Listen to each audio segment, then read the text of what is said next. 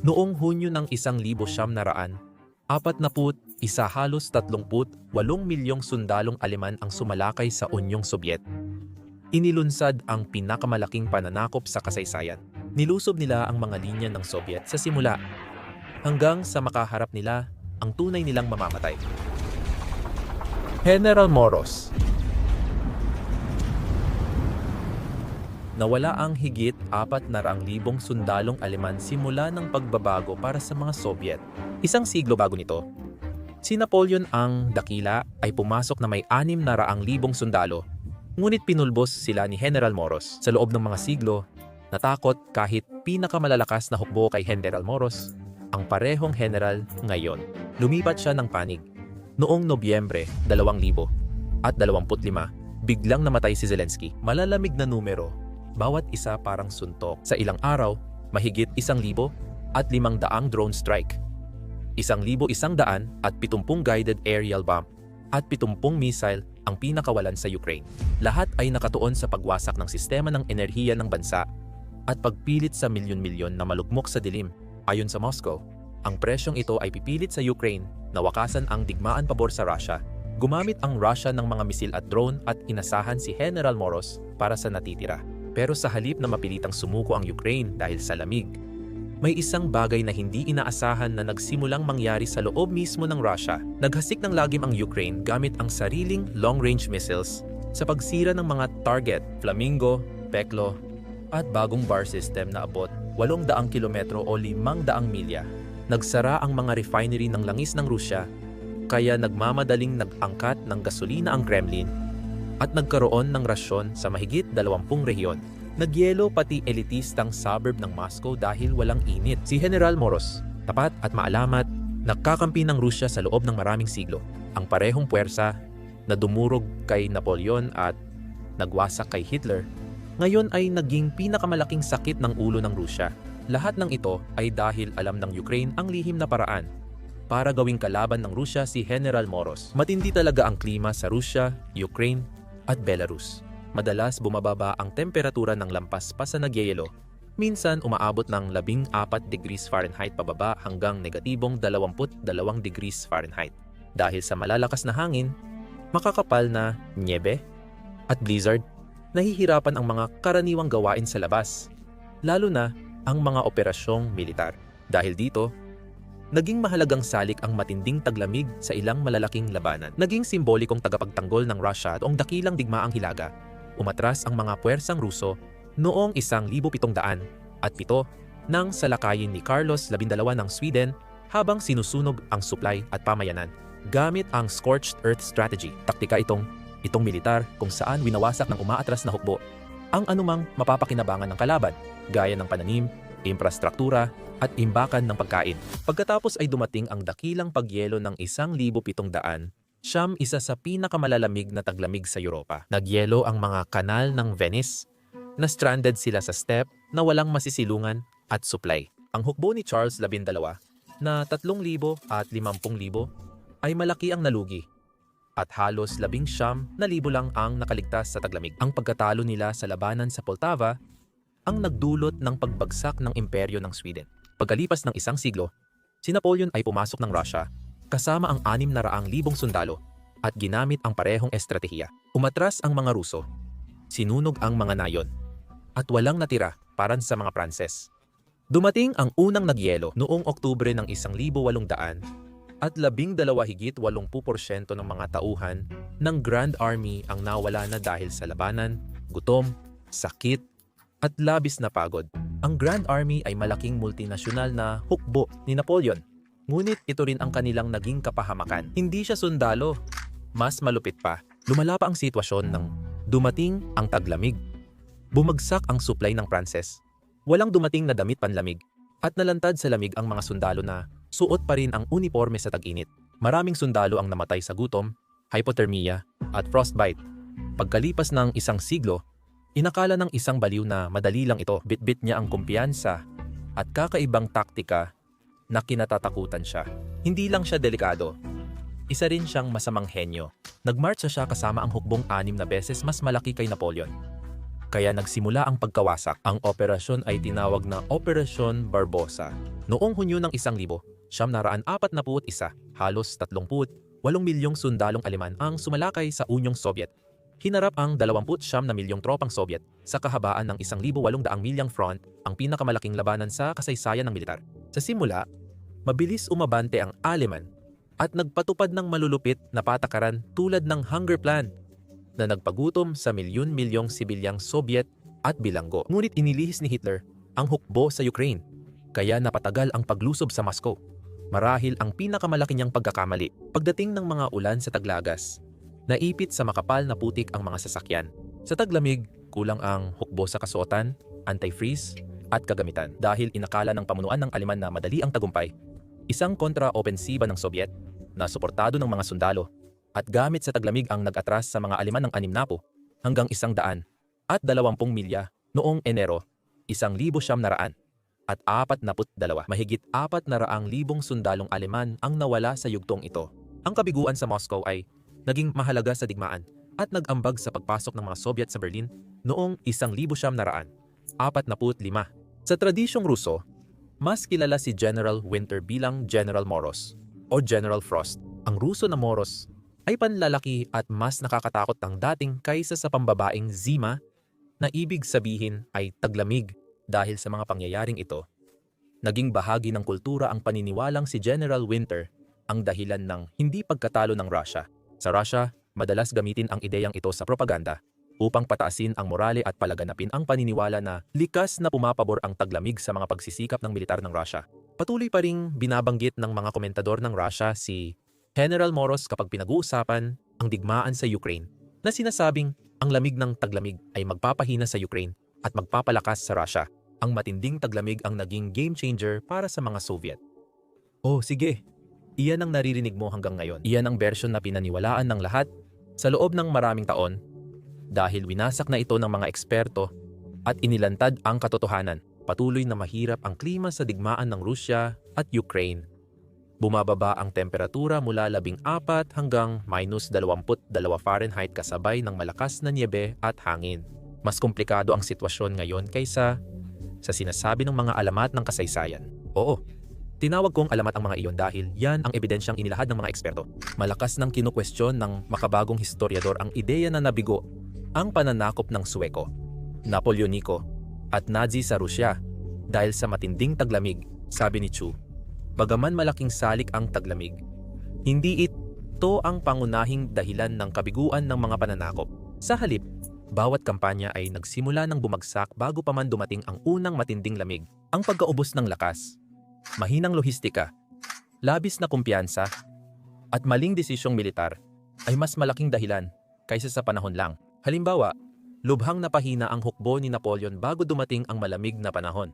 Ang kanyang tropa ay nakakaranas ng sakit, gutom, pagtalikod, at kulang sa supply. Sa labanan sa Borodino, nakapagtawag siya ng 135,000 sundalo at nag-iwan ito ng 3,000 at 1,000 patay o sugatan, lalo pang kumonti ang kanyang hukbo. Ang Wehrmacht ni Hitler o pinagsamang sandatahang lakas ay napinsala na bago pa dumating ang taglamig.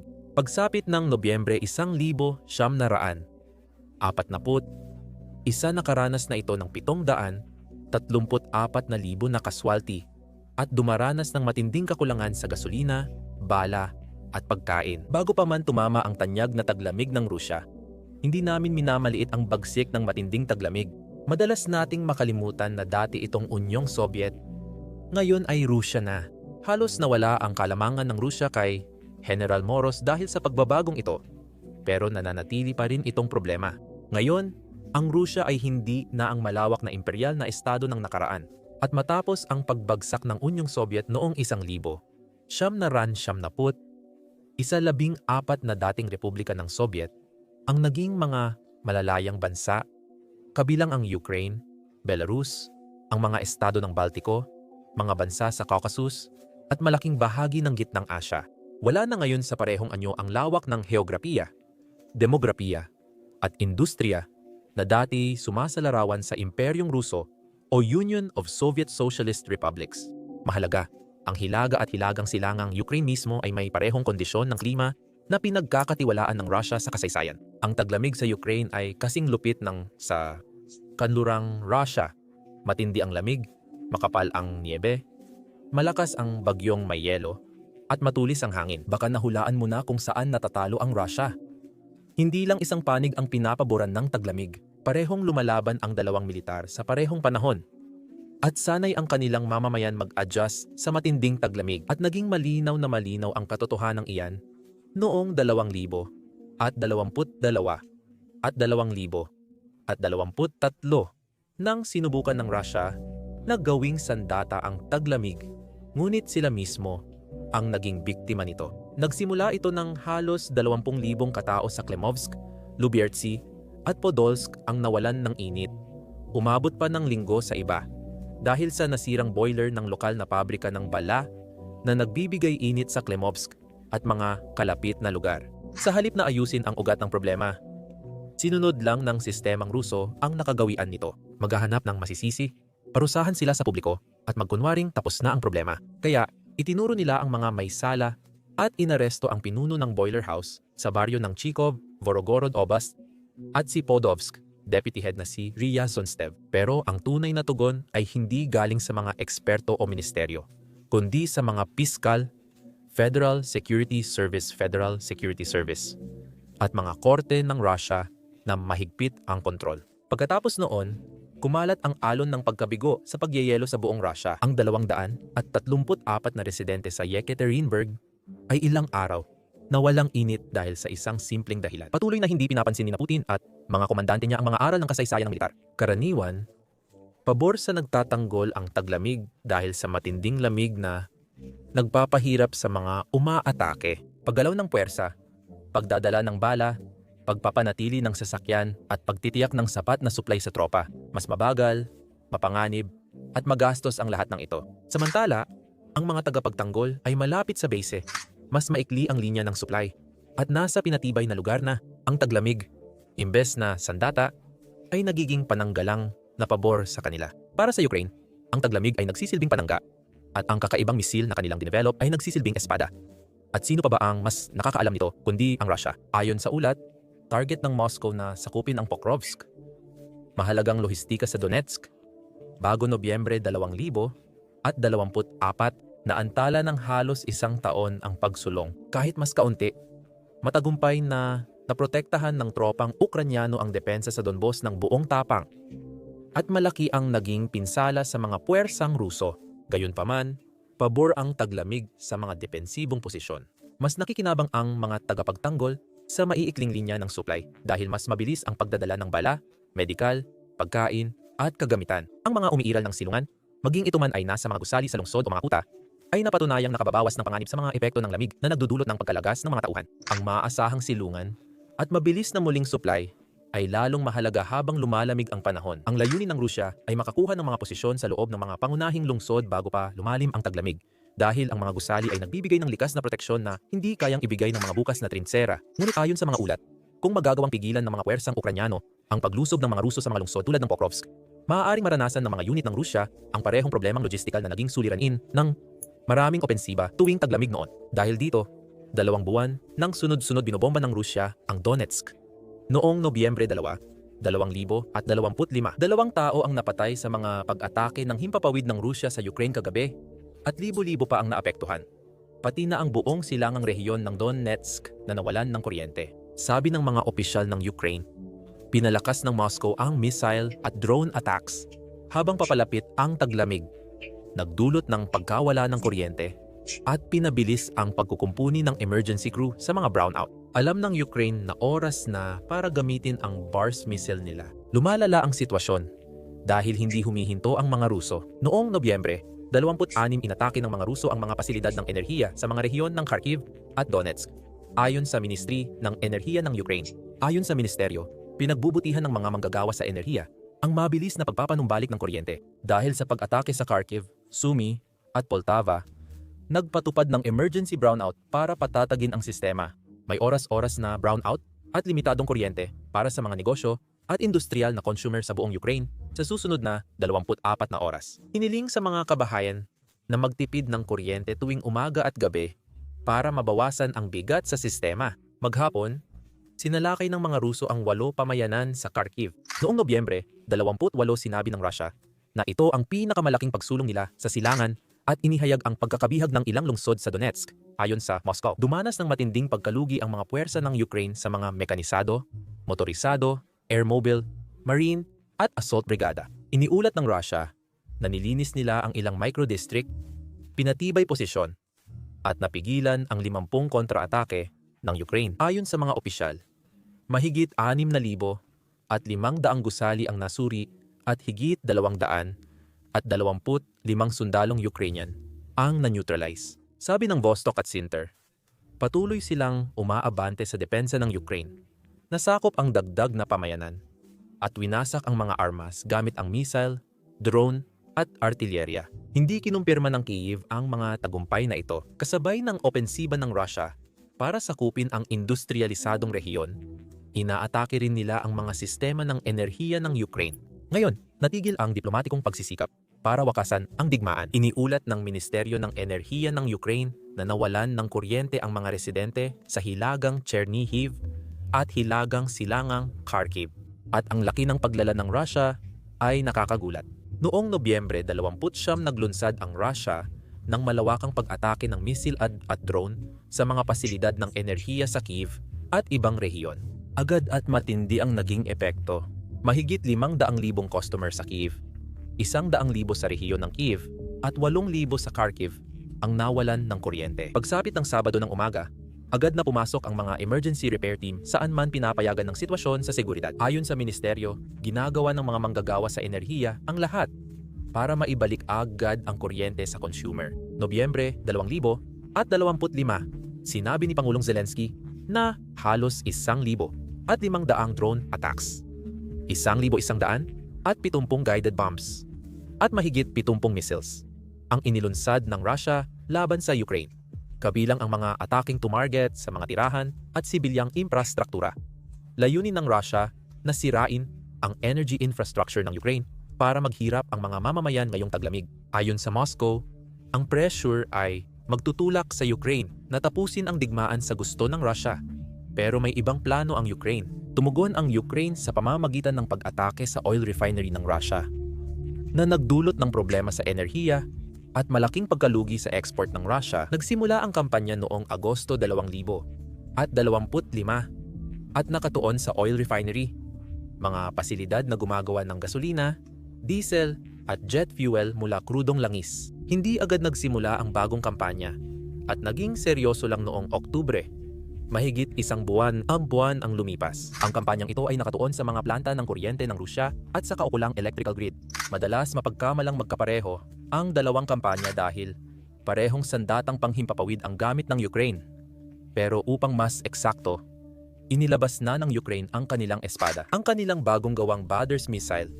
Ito ay isang sandata na kayang tumama sa mga target hanggang 800 kilometro o mga 500 milya sa loob ng teritoryo ng Rusya. Sa Ukraine Weapons 2024 briefing, hayagang pinangalanan ng ministro ng Ukraine para sa strategic industries ang missile na ito, kasama ang iba pang drone-guided missiles. Noong una, walang detalye sa Badr system ang inilabas. Pero ngayon ay kitang-kita na ang kakayahan at katumpakan nito. Ang Badrs ay hindi lang missile, kundi isang bagong uri ng sandata. Inilarawan ito ng mga Ukranyanong inhinyero bilang missile drone na may maliit na turbojet engine para sa bilis at mahabang abot. Ginagawa nitong napakahirap para sa mga depensang panghimpapawid ng Rusya na matunton at mapatigil ito. At ang abot nito ay nagbibigay daan sa Ukraine na umatake hanggang sa kaibuturan ng loob ng Rusya. Habang di pa inilalantad ang kargamento, naniniwala ang mga eksperto na may warhead ito na tulad ng peklo. May bigat itong 50, 100 kilo sapat para magdulot ng seryosong estratehikong pinsala. Lalong mapanganib ang bars dahil kaya nitong mag-iba ng gamit. Maaaring ilunsad ito mula sa lupa o himpapawid. Kaya mas maraming opsyon ang Ukraine sa pag-deploy at mas mahirap hulaan ng Russia ang susunod na atake. Ang totoong kwento ay mass production. Hindi na pa isa-isang prototype ang ginagawa ng Ukraine, kundi gumagawa na ito ng malakas na armas para sa malayuan. Sa industrial na produksyon, ang mataas na kapasidad sa paggawa ay nagiging sandata sa matagalang digmaan ng pag-ubusan. Binibigyang diin ni Smetanyan ang mabilis na pag-unlad. 2 taon pa lang ang lumipas Neptune lang ang missile ng Ukraine. Ngayon, may buong pamilya ng mga sistema ang Ukraine na tumutulong sa 8 beses na pagtaas ng produksyon kumpara noong 2023. Kitang-kita ng buong mundo at ng Russia ang mga resulta. Nagsagawa ang Ukraine ng sunod-sunod na long-range na pag-atake sa mga pasilidad militar ng Russia at sa sinakop na Crimea, Zaporizhia Oblast at loob ng teritoryo ng Russia noong gabi ng ika-13 ng Nobyembre 2025 gamit ang iba't ibang uri ng sariling gawang long-range na sandata, kabilang ang mga Flamingo at Bars na misil.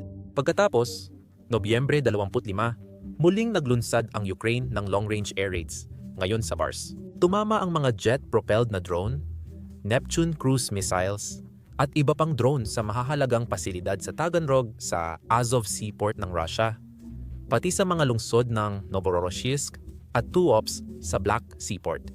Ayon sa pangkalahatang staff ng Ukraine, sa Taganrog, ang mga drone at posibleng mga missile strike ay tumama at nakasira sa Berezhtan TKE aircraft plant, isang pangunahing pasilidad para sa pagkukumpuni ng Tupolev, 75 MS Bear bombers, at ng Berev A-50 airborne early warning surveillance planes. Iniulat ng independenteng Russian outlet Astra ang pagsabog at malalaking sunog sa pasilidad. Pero ang mga banayad na pagkakaibang ito ay nagsasabi sa atin ng marami tungkol sa kalagayan ng Russia sa lupa. Ang kwento ng kasalukuyang mga problema ng Kremlin ay aktwal na nag-ugat sa mga pag-atake sa infrastruktura ng langis at gas.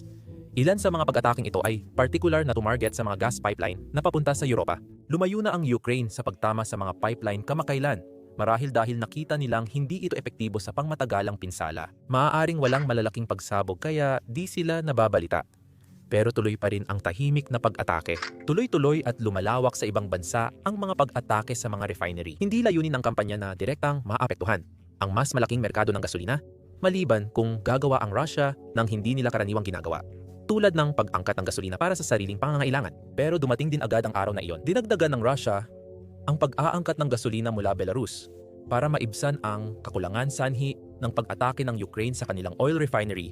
Ayon sa Reuters, 4 na beses lumobo ang pag-aangkat ng gasolina mula Belarus ngayong Setyembre sa 49,000 tonelada at ang supply ng diesel ay 33,000 tonelada. 4 na pangunahing planta, kabilang ang Novokubisharysk Refinery, Astrakhan Gas Processing Plant ng Gazprom at Ryazan Refinery ng Rosneft, isa sa 5 pinakamalaking refinery sa Russia, ay napilitang tumigil o magbawas ng operasyon nitong Setyembre. 5 refinery na apektuhan noong unang Oktubre. Bumaba ang pagproseso ng krudo ng Russia sa 486 na milyong bariles bawat araw noong Oktubre, mas mababa ng 484 na libong bariles o halos 10% kumpara noong Hulyo, ayon sa Bloomberg. Ang pagre-refine ay 5% mas mababa kaysa Oktubre 2000 at 24 at 14% mas mababa sa antas bago ang digmaan noong 2021 na pinakamababang produksyon ng gasolina sa 5 taon. Nagkulang ang gasolina, kaya nagkaroon ng rasyon sa higit 20 rehiyon mula Sakhalin hanggang Nizhny Novgorod sa Russia. Nagpatupad ng limitasyon sa pagbili ng gasolina ang mga autoridad sa Syomin, Sverdlovsk, Chelyabinsk at Crimea para maiwasan ang krisis. Ipinagbawal na ng gobyerno ang pag-export ng gasolina at diesel. At ayon kay Komisant, naghahanda itong mag-angkat ng gasolina mula China, Singapore at South Korea. May ebidensya na bahagyang tumaas ang export ng krudong langis ng Russia noong Setyembre, ikalawang buong buwan ng kampanya ng Ukraine sa mga refinery. Dahil dito, nagkaroon ng kakaibang kalakalan sa Moscow. Mas maraming kaguluhan sa loob ng bansa dahil sa kakulangan ng gasolina, pero bahagyang mas maraming pera ang pumapasok mula sa pag-export ng krudong langis. Dahil sa labis na pag-export ng krudong langis, kailangang pag-isipan ng Western Coalition kung paano mapuputol ang kita ng Russia mula sa ruble. Simpleng parusa ang sagot. Nagpataw si Trump ng taripa sa India para bawasan ang pag-aangkat nito mula Russia. Ngunit hindi ito sapat para pigilan ang India sa pagbili ng langis doon. Mas naging epektibo ang mga bagong parusa na target ang pinansyal na sektor ng langis ng Russia. Matagal bago ipinatupad ni Trump ang mga iyon. Pero gumagana na ngayon. Dahil sa mga parusang ito, lumaki ang burokrasya sa India, China, at iba pa. Kaya napipilitang magbigay ng mas malaking diskwento ang Russia at bumababa ang kita ng Kremlin. Ibig sabihin, mas malaking problemang pang-ekonomiya ang haharapin ng mga Ruso sa lalong madaling panahon. Mas binibigyang diin na ngayon ng Ukraine ang pagtutok sa export terminal ng Russia dahil ang krudo na lumalabas ng bansa ay talagang kailangang lumabas ng bansa. At kung bobombahin mo ang mga terminal kung saan normal itong nangyayari na siyang eksaktong ginagawa ng Ukraine, ang krudo ay magsisimulang maipon lang sa loob ng Russia na wala namang mapupuntahan. Nasa tabi ng Black Sea at Baltic Sea ang karamihan sa pangunahing export terminal ng Russia. Mas madaling tamaan ng Ukraine ang Black Sea dahil malapit ito. Dahil may choke point sa Baltic, dito pumapasok ang Europa. Ang Danish Straits, ang makitid na daanan na nag-uugnay sa Baltic papunta sa North Sea at pagkatapos ay sa iba pang bahagi ng mundo. Kung gugustuhin ng Europa, kaya nitong pigilan ang lahat ng langis ng Russia na dumadaan dito. Maliwanag na ang blockade ay lumalabag sa kalayaan sa paglalayag at karaniwang tinuturing na kilos ng digmaan. Kailangang maging malikhain ang Europa sa paglalagay ng presyon nang hindi ito mukhang blockade. Sa kabutihang palad, may lehitimong paraan na hindi lang nakatuon sa Rusya. Ang barkong dumadaan sa kipot ay maaring managot sa ibang barko, infrastruktura, at lalo na sa mga undersea cable na nasira dahil sa aksidenteng paghila ng angkla. Ang karaniwang solusyon para sa ganitong uri ng problema ay simple. I-require ang lahat ng barko na magkaroon ng tamang insurance. Katulad ng mga sasakyan sa kalsada, nagpatupad ang Europa ng patakaran na lahat ng barkong dadaan sa Danish na kipot ay dapat may valid na insurance. Maaaring legal na pahintuin at hingan ng patunay ng insurance ang mga barkong pinaghihinalaang walang coverage. Heto ang twist. Isa sa unang parusa ng kanluran matapos ang pananakop ay pagbabawal sa mga barkong Ruso na bumili ng insurance sa kanluranin na halos may hawak ng pandaigdigang monopolyo. Sinubukan ng Rusya na solusyonan ito sa pamamagitan ng paglikha ng sarili nitong insurance scheme na pinapatakbo ng gobyerno. Pero hindi nito natutulungan ang mga barko na dumadaan sa pandaigdigang karagatan kung saan kinakailangan ang insurance na gaya ng sa kanluran. Kung ipatupad ng Europa ang requirement na iyon, magiging vulnerable ang ruta ng export ng Rusya sa Baltic dahil sa kipot ng Denmark. Habang nananawagan ng mas mahigpit na mga parusa at bagong pag-freeze ng mga asset para parusahan ng Rusya, puspusan ding isinusulong ng Ukranya ang pagpapalakas ng sarili nitong depensa, lalo na't papalapit na ang taglamig. Kamakailan, ibinunyag ni Pangulong Zelensky na nais ng Ukranya na umorder ng 25 Patriot Air Defense Systems mula sa mga gumagawa ng armas sa United States, habang sinusubukan nitong pigilan ang mga pag-atake ng Rusya sa paglapit ng taglamig. Inamin ni Zelensky na mahal ang missile system at maaaring ilang taon bago magawa ang malaking order. Iminungkahi niyang ipahiram muna ng mga bansang Europeo ang kanilang Patriot sa Ukranya at maghintay na lang ng kapalit na malinaw namang ayaw naming gawin. Hindi lang ito tungkol sa pagpapalawak ng air defense network nila. Ito rin ay dahil nagsimula ng magkaroon ng mga problema ang mga kasalukuyang Patriot ng Ukraine matapos ang sunod-sunod na pag-atake ng Russia nitong mga nakaraang buwan. Ang Raytheon ng Raytheon Technologies at Lockheed Martin ay tumutulong sa Ukraine gamit ang Patriot system para harangin ang bagong missile ng Russia. Kinumpirma ito ni Major General Boris Khmelnytsky, Defense Attaché ng Ukraine. Noong Nobyembre 7, kinumpirma ito sa ulat ng United States Inspector General mula Abril hanggang Hunyo 2025. Sabi ng Defense Intelligence Agency ang taktikal na pagbabago ng Russia sa flight profiles ng ballistic missile ay nagpapahirap sa mga Patriot na harangin ang mga ito. Noong Hulyo, umatake ang Russia ng 13 missiles. 7 dito ang na-intercept sa isang pag-atake noong Hunyo na kinasangkutan ng Iskander MKN-23 at KH-47M2 Kinsal ballistic missiles. Iilan lang ang na-intercept ayon sa Institute for the Study of War. Lubos na alam ng Ukraine na para matapos ang digmaang ito, magiging mas agresibo pa ang Russia at gagamit ng mas mabagsik na mga taktika sa mga susunod na araw. Dahil sa mga kamakailang pag-atake sa ilang lungsod ng Ukraine, tinarget pa ng mga Russian drone ang 2 nuclear power substation na malalim sa kanlurang bahagi ng Ukraine. Ayon sa kalihim ng Ugnayang Panlabas ng Ukraine, na nanawagan sa United Nations nuclear watchdog na kumilos. Ang asmaungkamang substation na ito ang nagbibigay kuryente sa 2 nuclear plant. Ang isa ay 120 kilometer at ang isa pa ay 75 kilometro mula sa Lutsk. Mas mahihirapan ang Russia dahil may digmaan ito sa 2 harapan na kasalukuyan nitong nilalabanan. Una ay laban sa Ukraine, pangalawa laban kay General Moros. Sa Russia, 8 kindergarten at 2 paaralan ang nagyelo. Sa pinsa, 40, 2 apartment at 1 medikal na pasilidad. ang nawalan ng init. Mahigit 3,000 residente mula sa 18 apartment sa Vladivostok ang nawalan ng pag-init. Nagprotesta at nagbarikada ang mga tao sa distrito ng Reductiony, Makhachkala, dahil sa madalas na pagkawala ng kuryente. At ang talagang kapansin-pansin ay biglang nagkaroon din ng mga problema sa pag-init at kuryente sa mga sinakop na teritoryo. Zaporizhia, Kherson, at Mariupol, mga lugar na tinatayong muli ng Rusya. Ito ay mga maliliit na sintomas lamang ng mas malaking sakit na unti-unting sumisira sa Rusya mula sa loob. Ayon sa opisyal na datos, ang buong sistema ng pabahay at mga serbisyo ng Rusya ay nasa kalunos-lunos na kalagayan. Kailangan ng bansa ng 1,576 trilyong rubles para mapanatiling tumatakbo at bahagyang mamodernisa ang sistema hanggang 2,030. Noong 2022 inanunsyo ni Putin ang komprehensibong modernisasyon. Pero kahit noon, hayagang inamin ng mga opisyal ng gobyerno na may kakulangan sa pondo na 46 na trilyong rubles at napakalaki ng lawak ng pagkabulok, 308 hanggang 456, halos 900 kilometro o 500 at 60 milya ng mga network ang kailangang agad na palitan. Bago pa ang digmaan, 22 kilometro lang ng sirang network ang napapalitan ng Russia kada taon, habang 3 kilometro naman ang nasisira taon-taon. Kahit naranasan na ang matinding taglamig, hindi pa rin natuto ang Russia sa mga pagkakamali nila.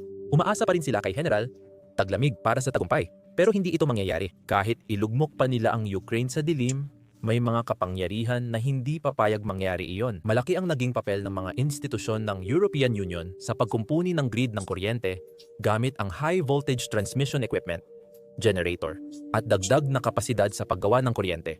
Nakatulong ang lahat ng ito para mas maging sapat sa enerhiya ang Ukraine.